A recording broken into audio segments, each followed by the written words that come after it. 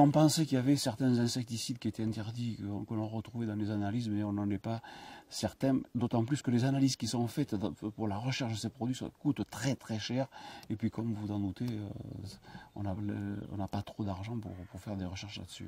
Le mystère plane en tout cas sur cette mortalité survenue il y a un an, mais pour vous, ce que vous me disiez, c'est qu'on ne fera pas la même apiculture, l'apiculture de demain ne sera pas la même que celle-ci. Tout à fait, comme je vous expliquais, autrefois il existait le sainfoin, il existait des plantes comme les coquelicots, les bleuets qui n'existent plus aujourd'hui.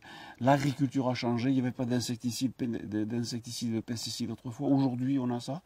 Et demain notre végétation est en train de changer avec le changement climatique. Les châtaigniers, vous voyez, là maintenant ils sont en voie de disparition.